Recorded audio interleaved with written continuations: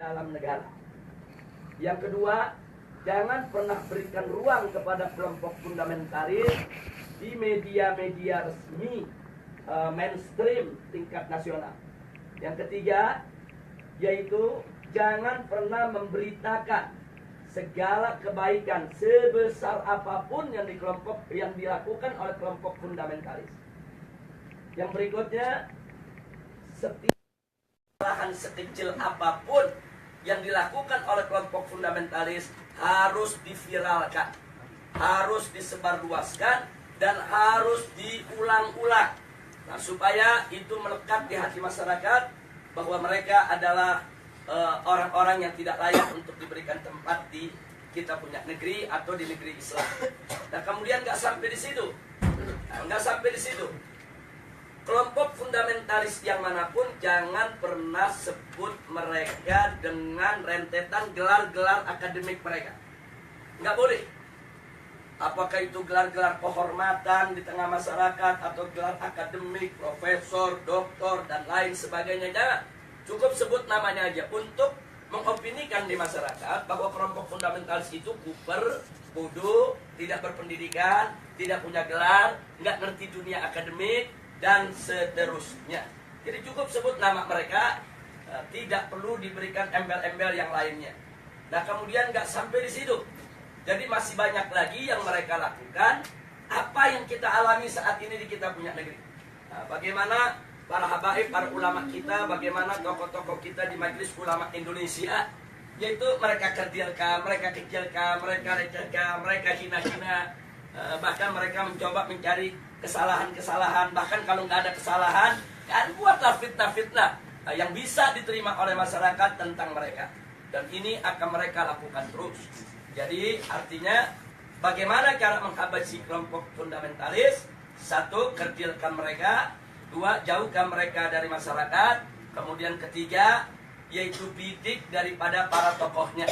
Kalau bisa dirangkul, dirangkul. Kalau nggak bisa dirangkul, dipukul. Bisa dipeluk, dipeluk. Nggak bisa dipeluk, digebuk. Nah, jadi ini yang mereka lakukan. Nah, baik, sekarang yang kedua. Lalu bagaimana dengan kelompok modernis? Kelompok modernis bagi mereka yaitu statusnya aman. Bagi mereka statusnya aman. Nah, aman, statusnya aman, sehingga perlu diberikan ruang. Diberikan ruang publik, diberikan ruang media, diberikan ruang dalam sistem pemerintahan, perlu didengar suaranya. Dan kalau ada dari mereka yaitu punya kesalahan, tutup itu kesalahan, jangan diviralkan. Kalau mereka melakukan kebaikan, sekecil apapun kebaikannya, maka itu harus diviralkan dan harus disebarluaskan. Dan penyebutan nama mereka harus lengkap dengan segala macam rentetan gelarnya, gelar kehormatannya, dan seterusnya, dan seterusnya. Jadi posisi mereka dianggap aman. Nah, kemudian yang ketiga, kelompok liberalis. Kelompok ini mereka berikan status sangat aman. Nah, kenapa diberikan status sangat aman? Karena kelompok ini bukan hanya sekedar dianggap kawan, tapi sudah dianggap sebagai antek. Beda kawan dengan antek. Kalau modernis itu masih kawan barat, tapi kalau sudah liberalis itu antek barat. Nah, jadi mereka sudah tidak ada nilai kritis sama sekali. Nah, tapi justru kelompok ini yang mereka besarkan. Kelompok ini harus dibesarkan di seluruh negeri-negeri Islam. Jadi bagaimana caranya kelompok ini bisa berkembang? Berikan ruang, berikan finansial, berikan tempat, berikan kesempatan di media, di TV, di radio, di surat kabar, dan lain sebagainya. Kemudian pendapat-pendapat mereka viralkan, seolah-olah itu merupakan pendapat daripada masyarakat Islam internasional, dan seterusnya. Dan libatkan mereka, undang mereka, kalau ada konferensi-konferensi internasional di mana saja, untuk lebih memantapkan posisi mereka di tengah masyarakat. Dan kalau mereka punya kejelekan, sejelek apapun, sebesar apapun, yaitu supaya disembunyikan. Jadi jangan kaget kalau tokoh-tokoh liberal di Indonesia ada di antara mereka yang menghamili sekretarisnya, yang memperkosa pegawainya, tidak pernah muncul di media. Jadi semua harus ditutup, tidak boleh. Tapi kalau mereka melakukan kebaikan sekecil apapun, maka kebaikan itu harus terus, yaitu dieksplorasi, untuk kemudian diviralkan, disebarluaskan ke mana-mana. Nah, ini maka itu disebut ini kelompok status sangat aman. Yang terakhir, yang tradisionalis, kelompok kelompok ini masih diberikan status waspada. Loh, kenapa dikatakan waspada? Sebab kelompok ini walaupun mereka bukan fundamentalis, tapi memiliki 3 ciri yang sama dengan fundamentalis. Sehingga kelompok ini harus diwaspadai. Kalau kelompok ini tidak dijaga, maka nanti kelompok ini setiap saat bisa berubah menjadi fundamentalis.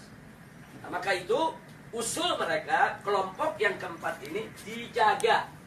Nah, maksudnya dijaga bagaimana? 1, jangan kasih mereka berdekatan dengan kelompok fundamentalis. Sebab kalau kelompok tradisionalis dengan kelompok fundamentalis duduk bareng satu meja, satu kursi, mereka diskusi, maka kelompok tradisionalis berpotensi besar untuk berubah menjadi fundamentalis. Karena perbedaan mereka cuma sedikit, perbedaan definisi ta'rif ad-demokratiyah. Itu aja yang mereka berbeda. Tapi dalam soal dukungan terhadap tatbikus syariah, dukungan terhadap igamatul khilafah, dukungan terhadap sikap kritis terhadap barat, sama. Nggak ada beda antara fundamentalis dengan tradisionalis. Mereka hanya berbeda di dalam mendefinisikan demokrasi. Yang satu mendefinisikan ya demokrasi bertentangan dengan hukum Allah sehingga harus ditangkal sama sekali. Yang satu lagi melihat bahwa demokrasi itu hanya satu cara yang kalau dibawa ke dalam ajaran Islam dia bisa islami, kalau tidak, kalau dikeluarkan dari ajaran Islam dia bisa bertentangan dengan ajaran Islam. Hanya ini saja berbeda. Nah, kalau mereka duduk bareng diskusi, maka kelompok tradisionalis berpotensi besar berubah menjadi fundamentalis menurut mereka, menurut Rand Corporation. Maka itu fundamentalis dan tradisionalis tidak boleh bersentuhan, harus dijauhkan, bahkan harus diadu domba. Nah, ini yang terjadi di Indonesia saat ini.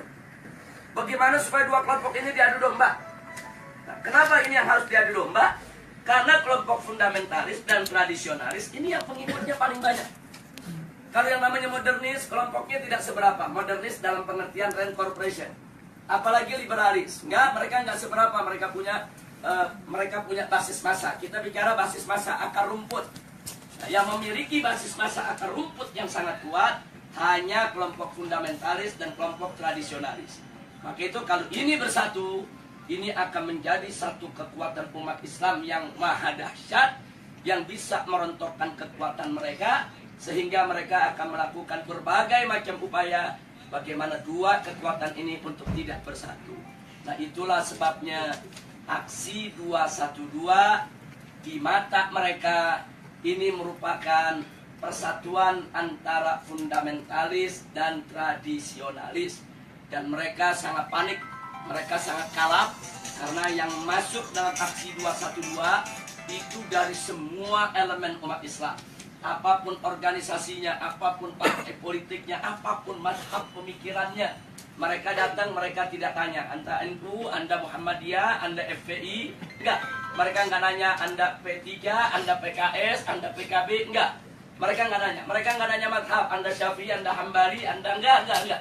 Mereka enggak nanya Anda ini termasuk yang Aswaja, yang Wahabi, atau yang Salafi dan lain. Enggak ada. Mereka hanya tahu Anda Muslim, saya Muslim, kita datang untuk bela Islam. Justru ini yang menakutkan musuh.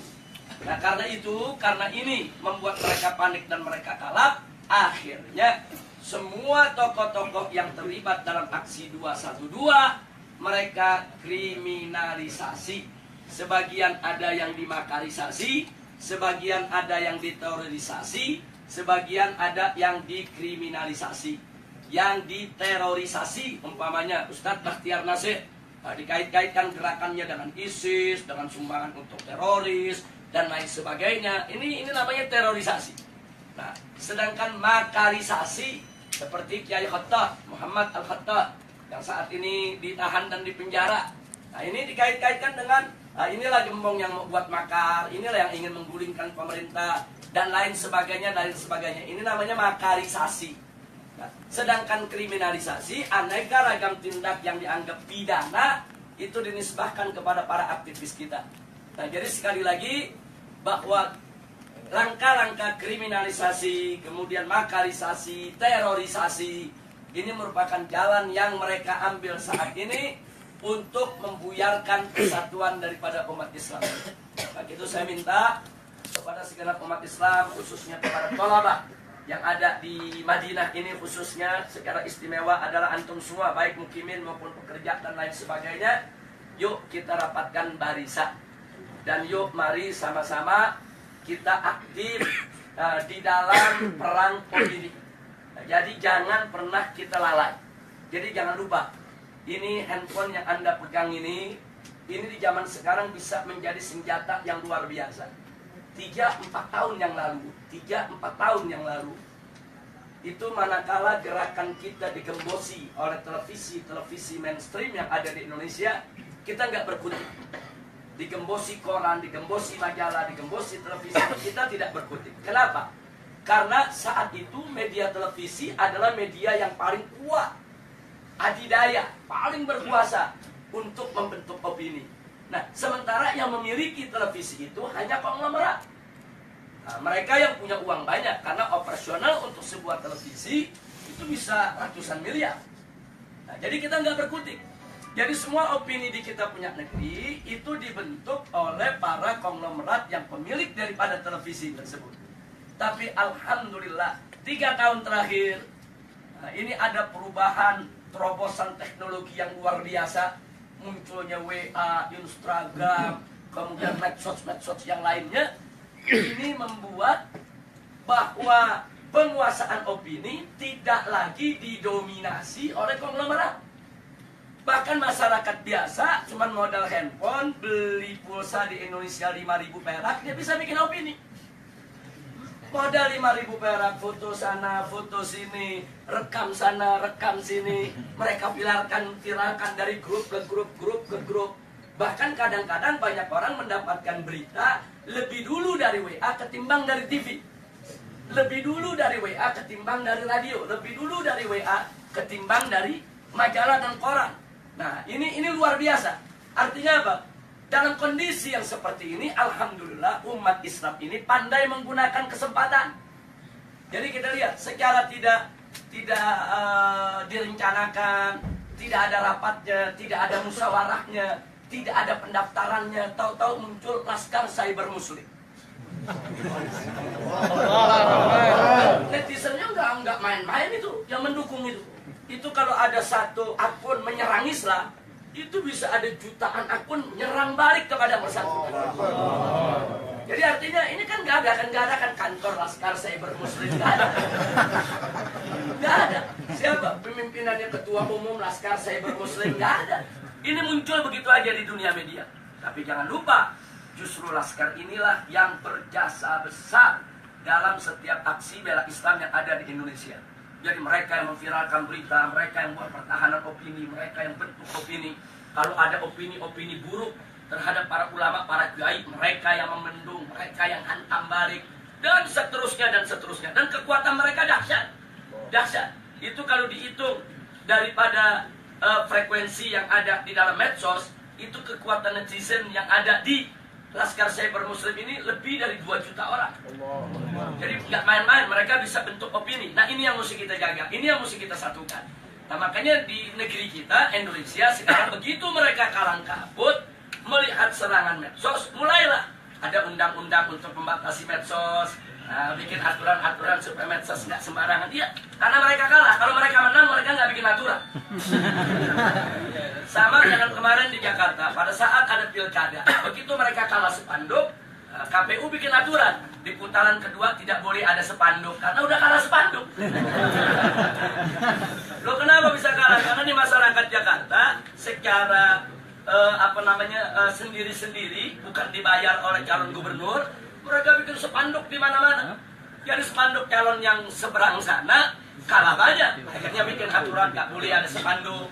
Nah, jadi seperti itulah cara mereka. Pokoknya mana yang kira-kira merugikan mereka, mereka bikin aturan nggak ada. Jadi mereka berani berbuat curang secara terang-terangan. Jadi kalau pilpres sebelumnya ada serangan fajar, kemarin ini saya sebut bukan serangan fajar, tapi serangan barbar.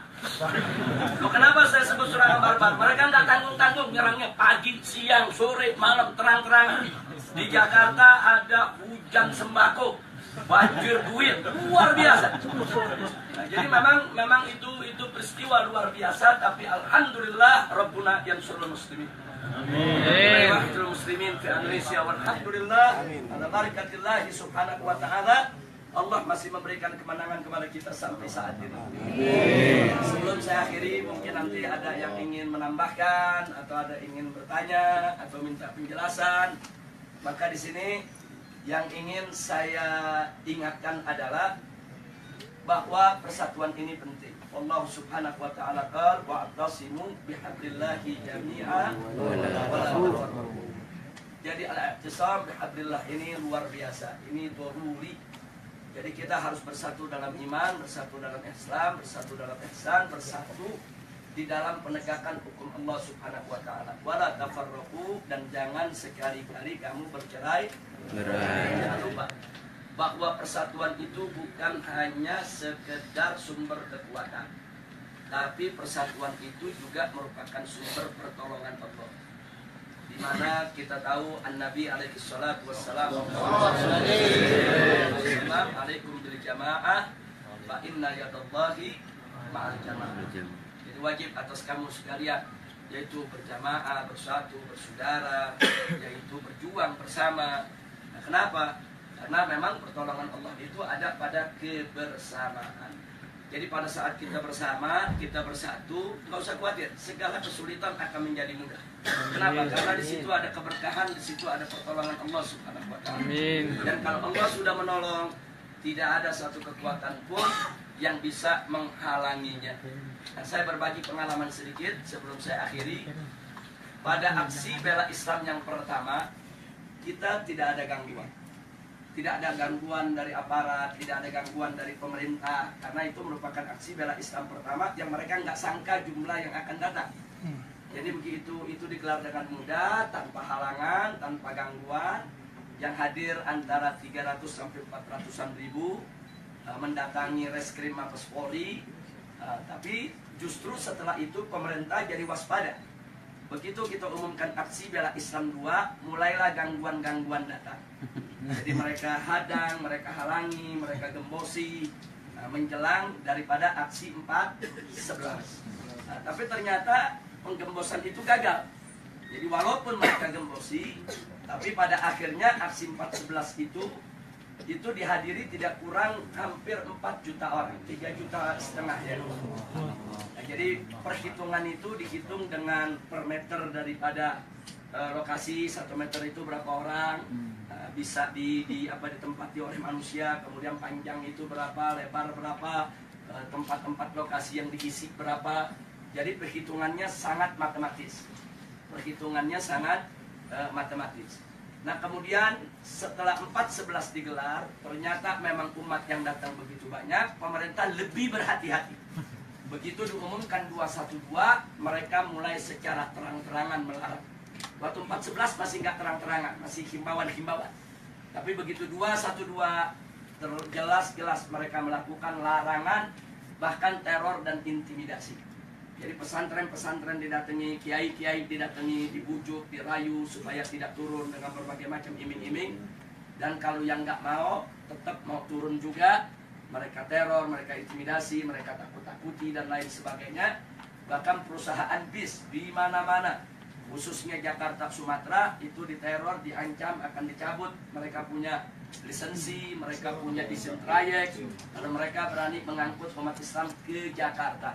Jadi sudah digembosi habis-habisan. Secara logika 212 gagal. Jadi besok aksi 212 malam ini saya dan kawan-kawan masih berkumpul dengan Ustaz Bakhtiar Nasir, Ustaz Zaitun Rasmin, kemudian juga dengan kawan-kawan dari MUI, kawan-kawan dari FUI, dan seterusnya. Kita saat itu melihat tekanan-tekanan yang begitu hebat. Secara logika besok ini separuh dari 4.11 aja udah hebat. Separuh dari 4.11 aja udah hebat. Jangankan separuh, bisa 1 Monas saja udah cukup.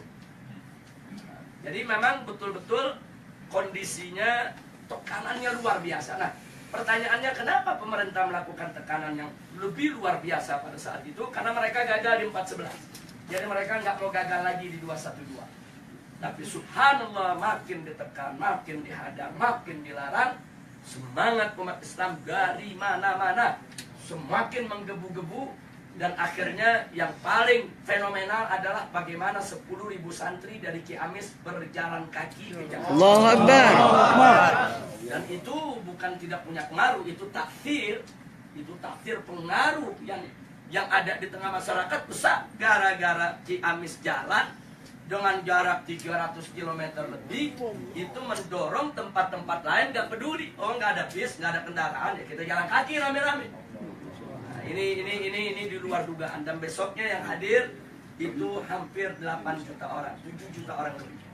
Nah, jadi ini adalah pertolongan Allah. Tidak ada satu orang pun, satu manusia pun, satu tokoh apapun, sehebat apapun dia, yang mampu mengumpulkan manusia sebanyak itu dengan tujuan yang sama, kecuali dengan pertolongan Allah. Semata-mata Allah punya pertolongan. Nah, akhirnya digelarlah 212. Semua itu adalah pertolongan Allah Subhanahu wa Ta'ala. Nah, kita sudah sampaikan kepada pemerintah pasca 212, mestinya energi 212 itu jangan dianggap oleh pemerintah sebagai ancaman. Jangan.